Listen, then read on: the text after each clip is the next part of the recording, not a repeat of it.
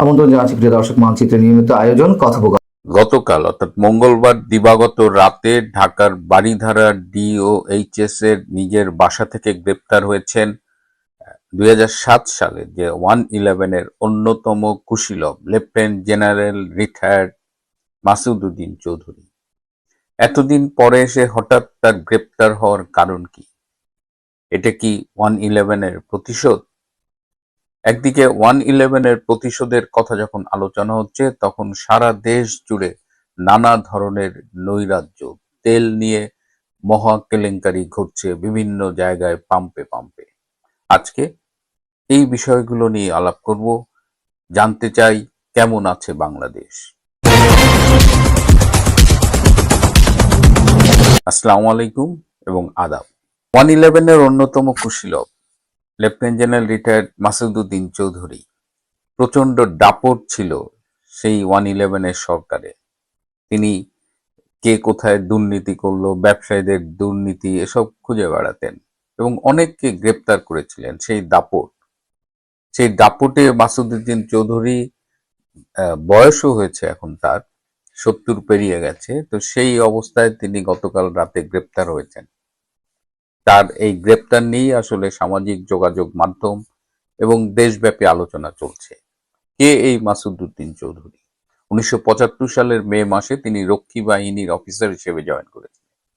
পরে 75 সালের আগস্টের পট পরিবর্তনের ফলে রক্ষী বাহিনীর সিনিয়র অফিসারদের যখন আর্মিতে কোঅপ্ট করা হয়, সেই হিসেবে তিনি আর্মিতে গিয়েছিলেন এবং তিনি একমাত্র রক্ষী বাহিনীর অফিসার যিনি লেফটেন্যান্ট জেনারেল পর্যন্ত হতে পেরেছিলেন। এটার পেছনে অবশ্য বলা হয় যে এই মাসুদ উদ্দিন চৌধুরী কিন্তু বর্তমানে প্রধানমন্ত্রী তারেক রহমানের আত্মীয়। তারেক রহমানের মামা, তার ভাইরা ভাই হলো এই মাসুদ উদ্দিন চৌধুরী, সেই হিসেবে তারেক রহমানের মামা। এবং বিএনপি সরকারের আমলেই তার আসলে প্রমোশন গুলো হয়েছে। কিন্তু 2001 থেকে 2006 সালে যখন তারেক রহমান প্রচন্ড প্রতাপে হাওয়া ভবন চালাতেন, মানুষের সাথে খুব উগ্র ব্যবহার করতেন, হ্যাঁ, এবং প্রচন্ড ক্ষমতার অপব্যবহার করতেন, তার নামে প্রচুর কথাবার্তা শোনা যায়, প্রচুর বদনাম তখন তিনি কামিয়েছিলেন। তো সেই সময় এই lieutenant general retired Masud Uddin চৌধুরীর সাথেও তারেক রহমানের সম্পর্কের অবনতি হয়েছিল।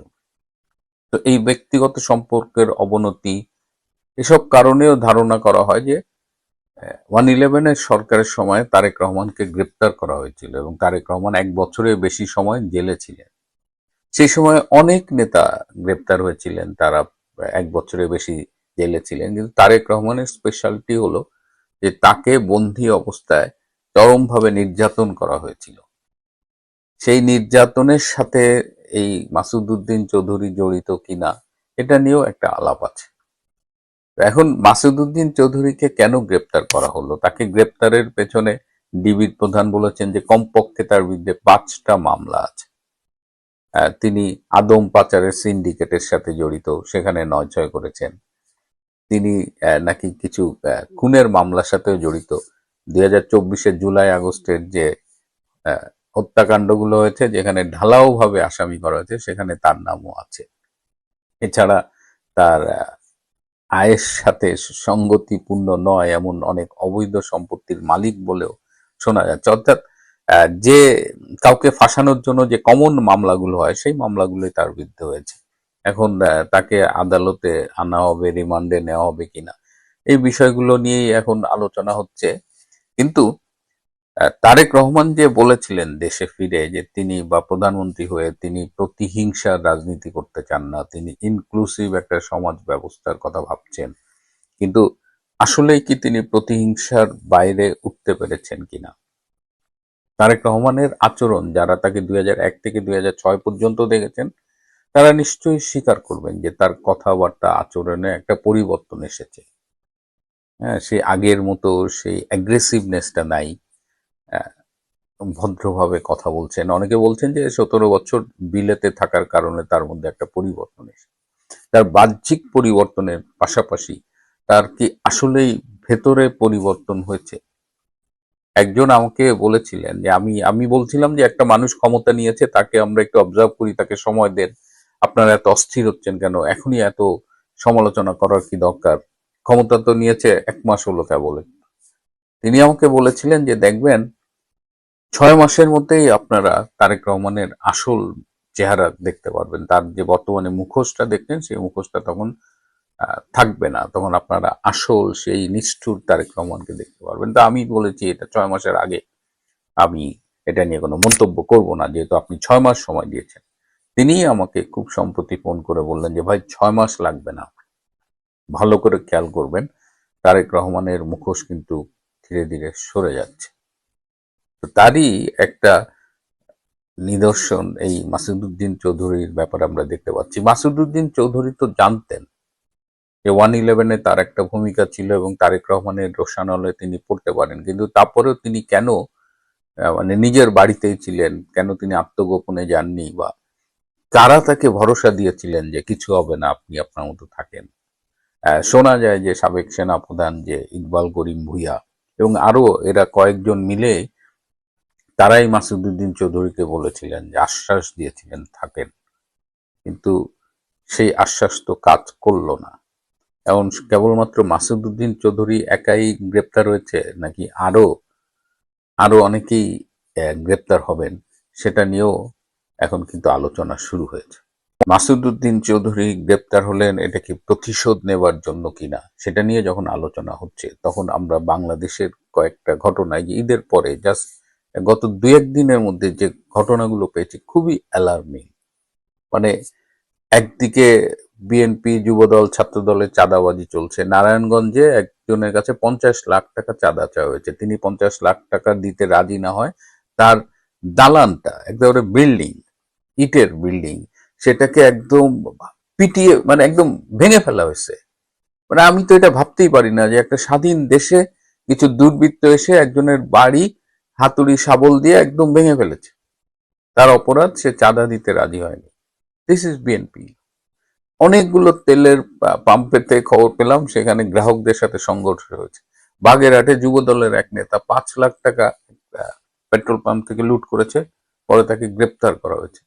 সিলেটে বাউল সঙ্গীত অনুষ্ঠান পণ্ড করা হয়েছে, হ্যাঁ সেটা বাতিল করা হয়েছে, সেই সেই সঙ্গীতস্থলে হামলা করা হয়েছে এবং সেখানে নারায়ে তকবীর স্লোগান দেওয়া হয়েছে।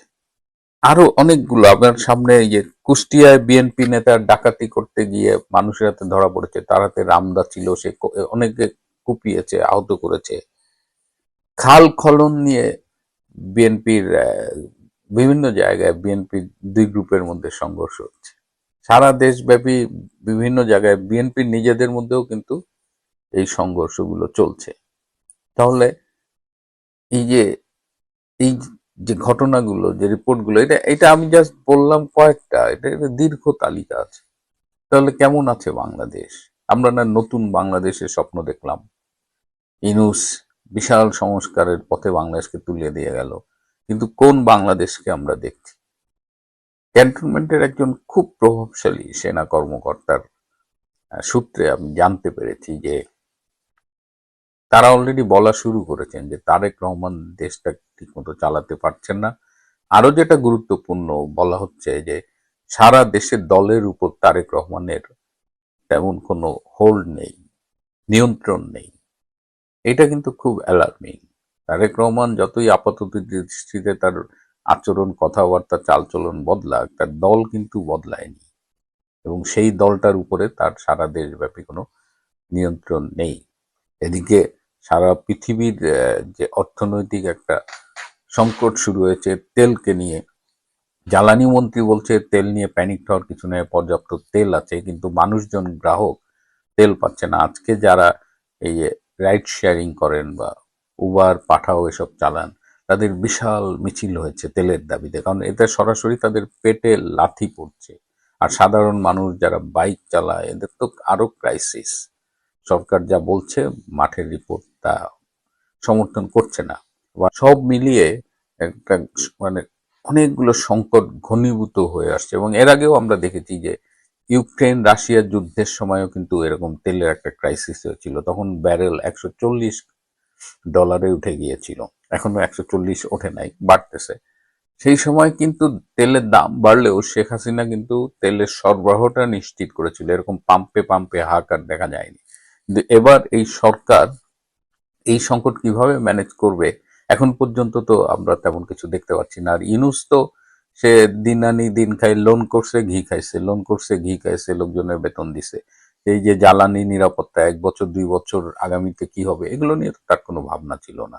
আজকে শুনলাম সে নাকি তার গার্লফ্রেন্ড লামিয়াকে নিয়ে জাপানে গেছে, যদিও এই নিউজটা কিন্তু বাংলাদেশের প্রধান গণমাধ্যমে এখনো দেখি নাই। আসসালামু আলাইকুম রহমতুল্লাহি ওবরকাতুহ। সম্মানিত দর্শক, বাংলাদেশ একসময় যাকে নিয়ে গর্ব করতেন ডক্টর মোহাম্মদ ইউনূস, বলা হতো নোবেল লরিয়েট।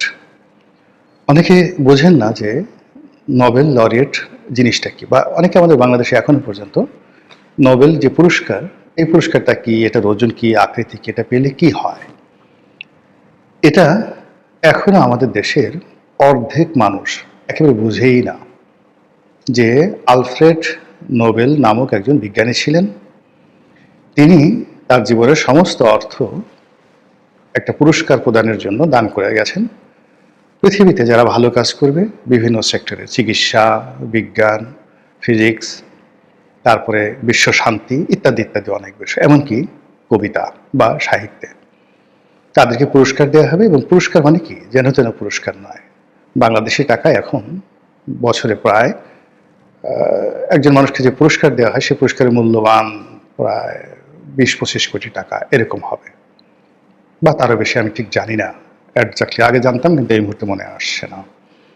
তার সঙ্গে সঙ্গে এই পুরস্কার যারা পান তাদেরকে বিশ্ব মিডিয়া এমনভাবে তাদেরকে তুলে ধরে, মনে হয় যেন যারা সাহিত্যে পুরস্কার পান তাদের চেয়ে আর বড় কবি নাই, উপন্যাসিক নেই। যারা শান্তিতে পুরস্কার পান তাদের মতো শান্তির দূত, শান্তির পায়রা পৃথিবীতে নেই।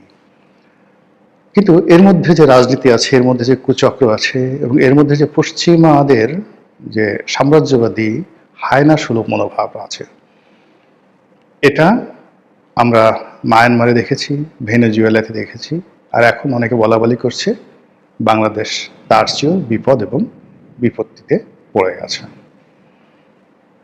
আমরা বাপু অত শুধু বুঝি না। আমাদের মধ্যে বুদ্ধি শুদ্ধি ওয়ালা মানুষের সংখ্যা মাত্র 10%, আর বাকি যে 90% এর অর্ধেক হলো যাকে বলা হয় চালিয়ে নেওয়ার মতো যতটুকু জ্ঞান দরকার, যতটুকু লেখাপড়া দরকার ততটুকুই।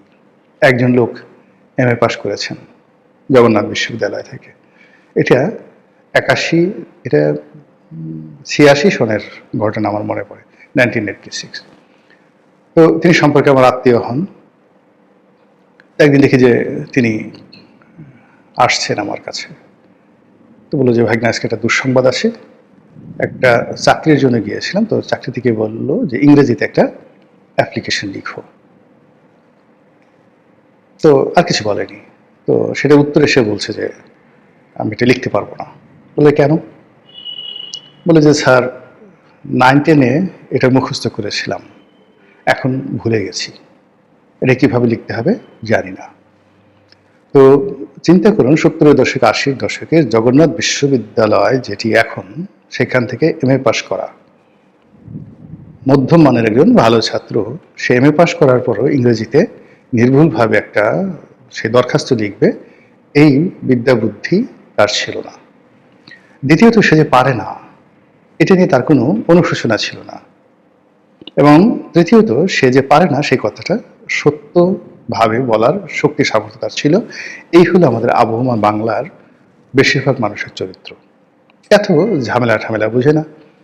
যাবে হয়তো পত্র কিনতে, বয়স্ক মানুষ, সেই স্ত্রী অসুস্থ, তো তার ওষুধ কেনার জন্য বাজারে যাচ্ছে, পেটের ব্যথা স্ত্রীর, হঠাৎ দেখলো যে দুটো মোরগ লড়াই করছে, দুটো ছাগলের ফাইট হচ্ছে, কিংবা ধরুন সাপ খেলা দেখানো হচ্ছে। সে বেচারা দেখতে দেখতে ভুলেই গেল যে তার স্ত্রীর ওষুধ কেনার জন্য সে এসেছে।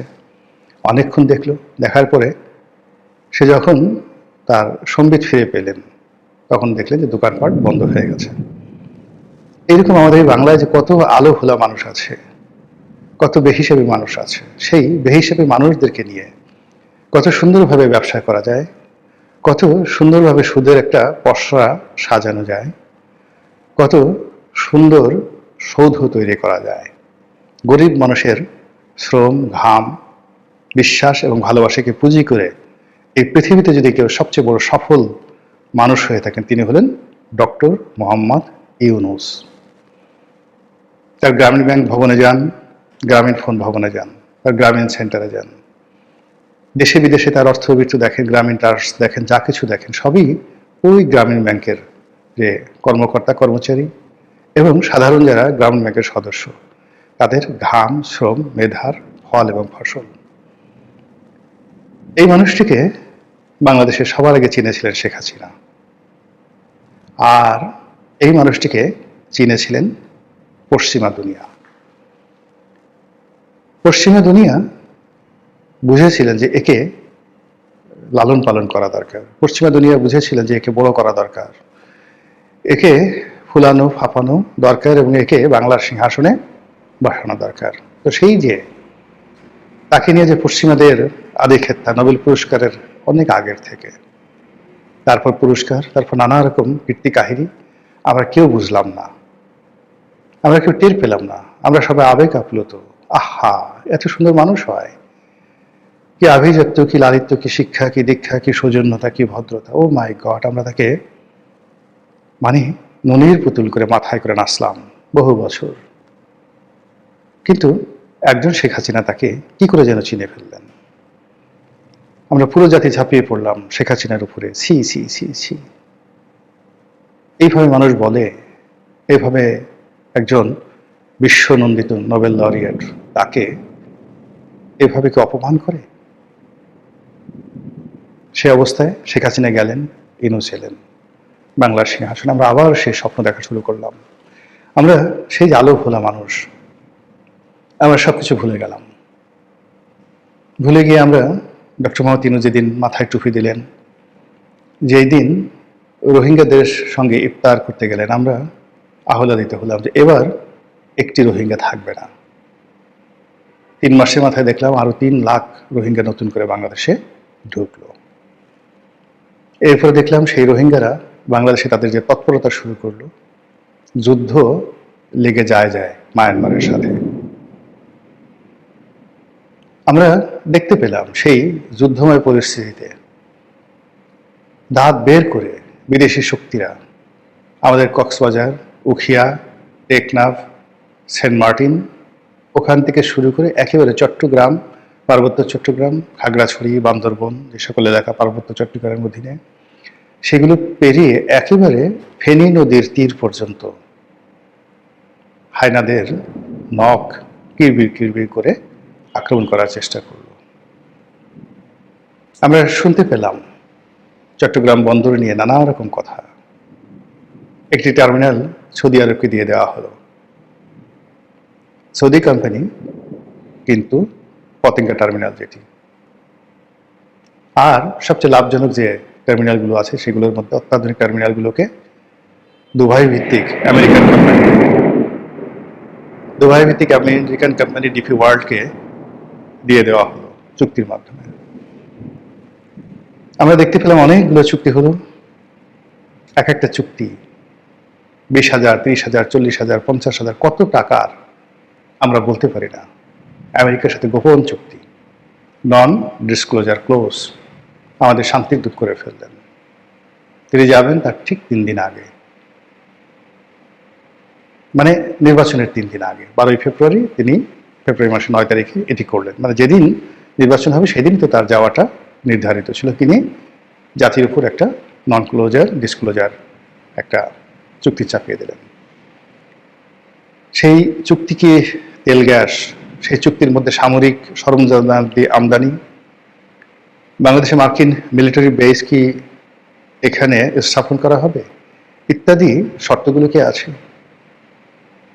তিনি জাতিকে কি ধরনের শৃঙ্খলায় আবদ্ধ করলেন, শিকলে বন্দী করলেন, কিভাবে এই জাতির হাত পা বেঁধে দিলেন, আমরা এখন পর্যন্ত জানি না। শুধু যতটুকু শুনি বা শুনেছি, আমেরিকা থেকে বিমান কেনা হবে 36,000 কোটি। আবার বলছি, তারেক রহমান সাহেব 20,000 মাইল কিলোমিটার খাল খনন করবেন। এই খালে খরচ যাবে 4,000 কোটি টাকা। এরকম 9 গুণ টাকা, 36,000 কোটি টাকা, সেই টাকা দিয়ে বিমান কেনা হবে। আমাদের অনেকগুলো বিমান ব্যবহার করা যাচ্ছে না, বসায় বসায় আমরা রাখছি, রুট নেই। সাবেক সরকার প্রধান কিংবা রাষ্ট্রপ্রধান তারা মাঝে মধ্যে এই ধরনের বসিয়ে থাকা বিমানগুলোকে নিয়ে যেতেন ফুটানি দেখানোর জন্য। তারপর সেই বিমান 3 দিন, 4 দিন, 7 দিন, 10 দিন বিদেশের এয়ারপোর্টে বসে থাকতো, আর তারা এসে বললেন যে অসুবিধা কি, এগুলো তো বাংলাদেশে বসে থাকতো, এগুলো বাংলাদেশে বসে থাকতো, আমরা বরং এদেরকে ভাড়া করে নিয়ে, চার্টার করে নিয়ে বিদেশে যে উড়িয়ে নিয়ে আনলাম, এতে করে বাংলাদেশের পতাকা বিমানটা অনেকদিন যাবৎ নিঃসঙ্গতায় ভুগছিল। হ্যাঙ্গারের মধ্যে বিমানের যে জায়গা যেখানে বিমান রাখা হয় সেটাকে বলা হয় হ্যাঙ্গার। তো ঢাকা এয়ারপোর্টে বিমানের হ্যাঙ্গারের মধ্যে এগুলো থাকতো। আমরা এদেরকে নিয়ে নিউজিল্যান্ড গিয়েছি, এদেরকে নিয়ে ইংল্যান্ড গিয়েছি, এদেরকে নিয়ে আমেরিকা গিয়েছি, দুবাই গিয়েছি। এটা তো বিমানের 14 জন্মের ভাগ্য। তো এক্সিস্টিং যে ড্রিম লাইনারগুলো রয়েছে, সেই ড্রিম লাইনারগুলো আগে যে 11 হয়েছিল মঈনুদ্দিন ফখরুদ্দিন, ওই সময়টাতে আমেরিকা এগুলোকে গিলিয়ে দিয়েছিল। আমার স্পষ্ট মনে আছে যে তখন মাত্র $5 বিলিয়ন মতো আমাদের ফরেন রিজার্ভ ছিল। তখন এই আমেরিকার দোসররা সরকারের মধ্যে থেকে $4.5 বিলিয়ন এই চুক্তি করেছিল 16টা না 14টা বিমান বাংলাদেশে, বা 8টা না কটা যেন বিমান বাংলাদেশে গছিয়ে দিয়েছিল ওই সময়টাতে। তো এই হলো চক্রান্তের ইতিহাস, এই হলো দেশ বিক্রির ইতিহাস। দেশের